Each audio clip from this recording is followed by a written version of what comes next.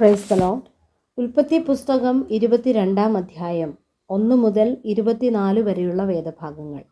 അതിൻ്റെ ശേഷം ദൈവം അബ്രഹാമിനെ പരീക്ഷിച്ചത് എങ്ങനെയെന്നാൽ, അബ്രഹാമേ എന്ന് വിളിച്ചതിന് ഞാൻ ഇതാ എന്നവൻ പറഞ്ഞു. അപ്പോൾ അവൻ, നിന്റെ മകനെ, നീ സ്നേഹിക്കുന്ന നിന്റെ ഏകജാതനായ ഇസഹാക്കിനെ തന്നെ കൂട്ടിക്കൊണ്ട് മോറിയ ദേശത്ത് ചെന്ന് അവിടെ ഞാൻ നിന്നോട് കൽപ്പിക്കുന്ന ഒരു മലയിൽ അവനെ ഹോമയാഗം കഴിക്ക എന്ന് അരുളി ചെയ്തു. അബ്രഹാം അതികാലത്ത് എഴുന്നേറ്റ് കഴുതയ്ക്ക് കോപ്പിട്ട് കെട്ടി ബാല്യക്കാരിൽ 2 പേരെയും തൻ്റെ മകൻ ഇസഹാക്കിനെയും കൂട്ടി ഹോമയാഗത്തിന് വിറക് കീറി എടുത്തും കൊണ്ട് പുറപ്പെട്ടു. ദൈവം തന്നോട് കൽപ്പിച്ച സ്ഥലത്തേക്ക് പോയി. 3-ാം ദിവസം അബ്രഹാം നോക്കി ദൂരത്തു നിന്ന് ആ സ്ഥലം കണ്ടു. അബ്രഹാം ബാല്യക്കാരോട്, നിങ്ങൾ കഴുതയുമായി ഇവിടെ ഇരിപ്പിൻ, ഞാനും ബാലനും അവിടത്തോളം ചെന്ന് ആരാധന കഴിച്ച് മടങ്ങി വരാമെന്ന് പറഞ്ഞു.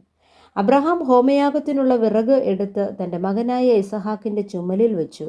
തീയും കത്തിയും താൻ എടുത്തു. ഇരുവരും ഒന്നിച്ച് നടന്നു. അപ്പോൾ ഇസഹാക്ക് തൻ്റെ അപ്പനായ അബ്രഹാമിനോട് അപ്പാ എന്ന് പറഞ്ഞതിന് അവൻ, എന്താകുന്നു മകനെ എന്ന് പറഞ്ഞു. തീയും വിറകുമുണ്ട്, എന്നാൽ ഹോമയാഗത്തിന് ആട്ടിൻകുട്ടി എവിടെയെന്ന് അവൻ ചോദിച്ചു. ദൈവം തനിക്ക് ഹോമയാഗത്തിന് ഒരു ആട്ടിൻകുട്ടിയെ നോക്കിക്കൊള്ളും മകനെ എന്ന് അബ്രഹാം പറഞ്ഞു.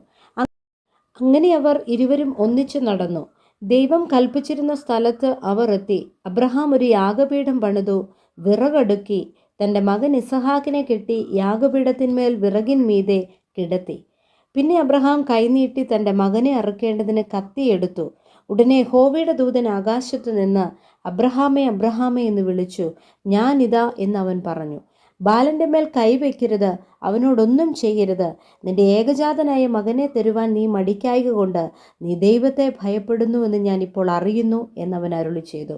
അബ്രഹാം തലപൊക്കി നോക്കിയപ്പോൾ പിമ്പുറത്ത് ഒരു ആട്ടുകൊറ്റൻ കൊമ്പ് കാട്ടിൽ പിടിപെട്ട് കിടക്കുന്നത് കണ്ടു. അബ്രഹാം ചെന്ന് ആട്ടുകൊറ്റിനെ പിടിച്ചു തൻ്റെ മകന് പകരം ഹോമയാഗം കഴിച്ചു. അബ്രഹാം ആ സ്ഥലത്തിന് യഹോവ ഈരെ എന്ന് പേരിട്ടു. യഹോവയുടെ പർവ്വതത്തിൽ അവൻ പ്രത്യക്ഷനാകും എന്ന് ഇന്നുവരെയും പറഞ്ഞു വരുന്നു. യഹോവയുടെ ദൂതൻ 2-മതും ആകാശത്ത് നിന്ന് അബ്രഹാമിനോട് വിളിച്ച് അരുളി ചെയ്തത്, നീ ഈ കാര്യം ചെയ്തു. നിന്റെ ഏകജാതനായ മകനെ തരുവാൻ മടിക്കായ്ക കൊണ്ട് ഞാൻ നിന്നെ ഐശ്വര്യമായി അനുഗ്രഹിക്കും. നിന്റെ സന്തതിയെ ആകാശത്തിലെ നക്ഷത്രങ്ങൾ പോലെയും കടൽക്കരയിലെ മണൽ പോലെയും അത്യന്തം വർദ്ധിപ്പിക്കും. നിന്റെ സന്തതി ശത്രുക്കളുടെ പട്ടണങ്ങളെ കൈവശമാക്കും. നീ എൻ്റെ വാക്ക് അനുസരിച്ചതുകൊണ്ട് നിന്റെ സന്തതി മുഖാന്തരം ഭൂമിയിലുള്ള സകല ജാതികളും അനുഗ്രഹിക്കപ്പെടും എന്നു ഞാൻ എന്നെക്കൊണ്ട് തന്നെ സത്യം ചെയ്തിരിക്കുന്നു എന്ന് യഹോവ അരുളി ചെയ്തു. പിന്നെ അബ്രഹാം ബാല്യക്കാരുടെ അടുക്കൽ മടങ്ങി വന്നു. അവർ ഒന്നിച്ച് പുറപ്പെട്ട് ബേർഷേബയിലേക്ക് പോയി. അബ്രഹാം ബേർഷേബയിൽ പാർത്തു. അനന്തരം മിൽക്കായും നിന്റെ സഹോദരനായ നാഹോരിന് മക്കളെ പ്രസവിച്ചിരിക്കുന്നുവെന്ന് അബ്രഹാമിന് വർത്തമാനം കിട്ടി. അവർ ആരെന്നാൽ, ആദ്യജാതൻ ഊസ്, അവൻ്റെ അനുജൻ ബൂസ്, അരാമിൻ്റെ പിതാവായ കെമൂവേൽ, കേശത്ത്, ഹസോ, പിൽദാഷ്, ഇദലാഫ്, ബെഥുവേൽ. ബെഥുവേൽ റിബാക്കയെ ജനിപ്പിച്ചു. ഈ 8 പേരെ മിൽക്ക അബ്രഹാമിൻ്റെ സഹോദരനായ നാഹോരിന് പ്രസവിച്ചു.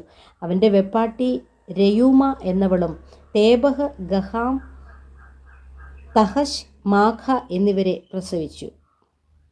Praise the Lord. ഈ വചനങ്ങളാൽ ദൈവം നമ്മേവരെയും ധാരാളമായി അനുഗ്രഹിക്കട്ടെ. ആമേൻ.